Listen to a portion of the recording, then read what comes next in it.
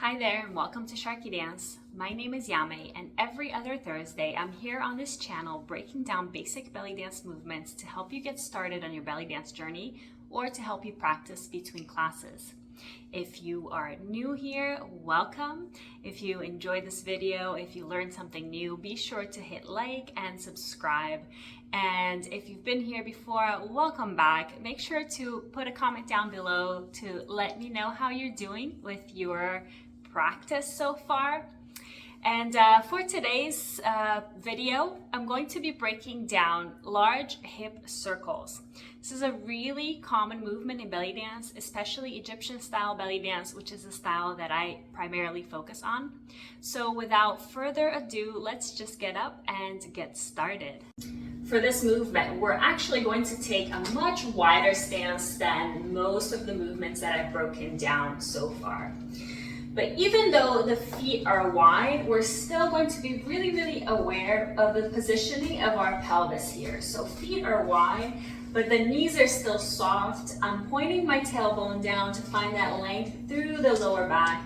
And I'm engaging the lower belly so that I can maintain this stability of the pelvis here.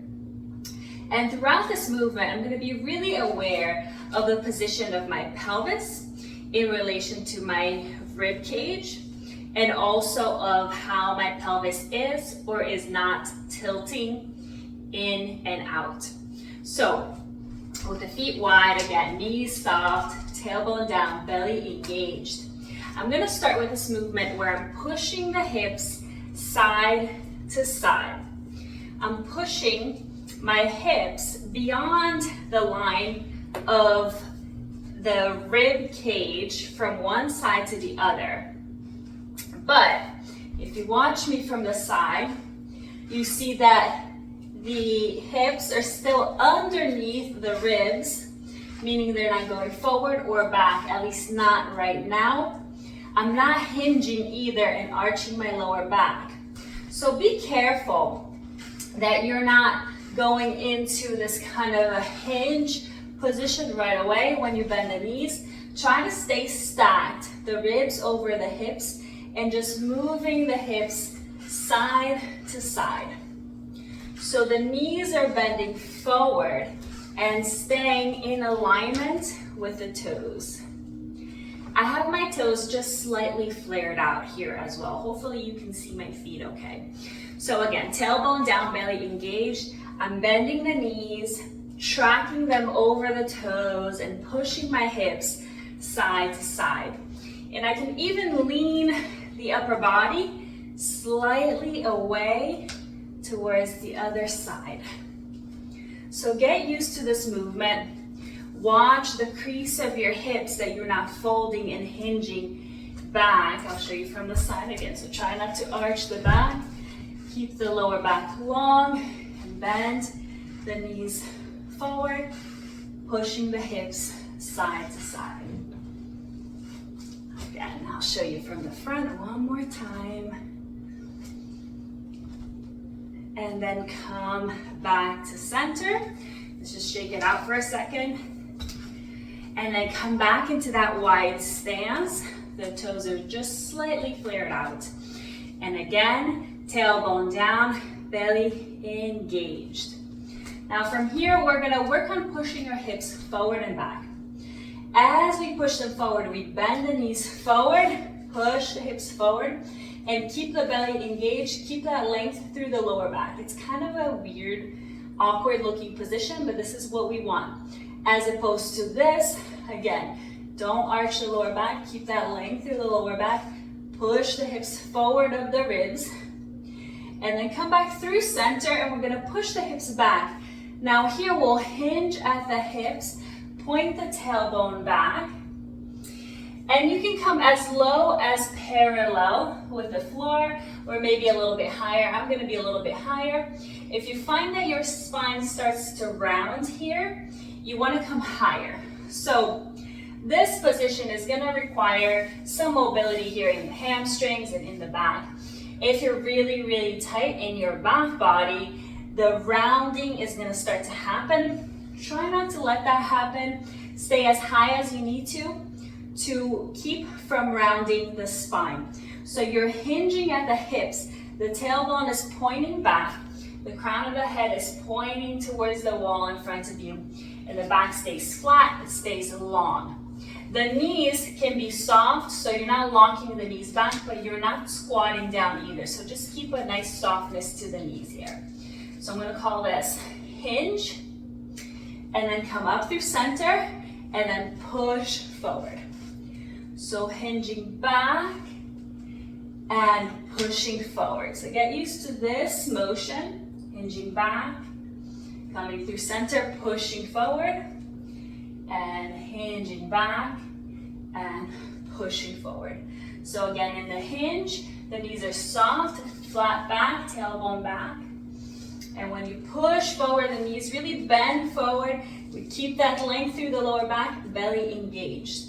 Actually keep your belly engaged the whole time through this movement. But here there is this hinging at the hips, this hinging at the pelvis, right? So do just a couple more. Keep it going. I'll show you from the front. So my feet are wide, and I'm pushing my hips back and pushing them forward. So the upper body is going in the opposite direction of the hips, but the movement is still being generating starting from the hips and not an upper body only movement. So shake it out, and let's put these 4 points together. So feet wide, toes slightly flared out, knees soft, tailbone down, belly engaged. We'll start with that push to the side. Don't let yourself hinge just yet. Just push all the way to the side. And then we're gonna come through the front. Both knees are bending, tailbone is still down, belly engaged. And then to the other side, upper body leans away. And then we go back, knees soft, tailbone back, flat back. So we'll go side, front, side, back. Start to smooth it out. Side, front, side, back, making sure that you're still going through each point. One knee really bends, then both legs fairly straight. One knee really bends, and then both knees really bend. So really working through the legs, really working through the knees. The hips are leading the way. The upper body is only following. Now let's stop here in the back and reverse. Go the other way. Side, front, side, back, side, front, side, back, side, front. Good. Keep smoothing it out. Keep the belly engaged. Good. Now let's come back to center. Shake everything out. And now let's work on an exercise to learn how to reverse from one direction to the other. So I'm going to start side. We're going to go back, side, front, side, back, side, front, and side.